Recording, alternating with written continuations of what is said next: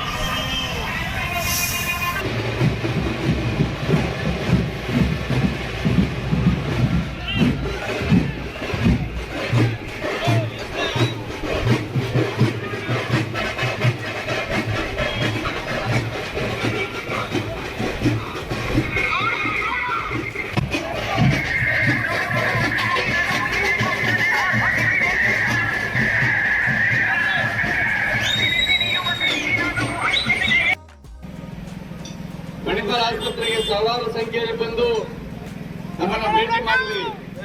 ಅದಾದ್ಮೇಲೆ ಸಹ ಯಾರು ಭೇಟಿ ಮಾಡಿಲ್ಲ ಅವರೆಲ್ಲ ಭೇಟಿ ಮಾಡಬೇಕು ಅಂತ ಕಾತರವನ್ನು ವ್ಯಕ್ತಪಡಿಸ್ತಾ ಇದ್ವಿ.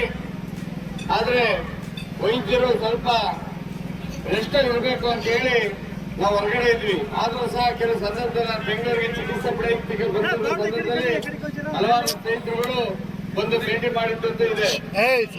ನಿಮ್ಮೆಲ್ಲರ ಪ್ರೀತಿ, ವಿಶ್ವಾಸ, ಆಶೀರ್ವಾದ ನಮ್ಗೆ ಯಾವುದೋ ಒಂದು ಜನ್ಮದ ಪುಣ್ಯ ಇನ್ನೂ ಸಹ ತಮ್ಮೆಲ್ಲರ ಸೇವೆಯನ್ನು ಮಾಡತಕ್ಕಂಥ ಅವಕಾಶ.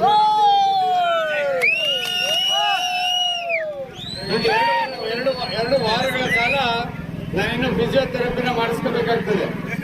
ಅದು ಬೆಳಿಗ್ಗೆ ಸಾಯಂಕಾಲ ಮಾಡ್ತಾ ಇರ್ತಾರೆ.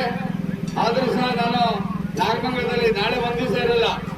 ಇದು ಗುರುವಾರ, ಶುಕ್ರವಾರ, ಶನಿವಾರದಿಂದ ಇಲ್ಲಿ ನಾಗಮಂಗಲದಲ್ಲಿ ಇರ್ತಕ್ಕಂಥವ್ರು ಕೆಲಸ ಮಾಡ್ತಾ ಇದ್ದೀವಿ.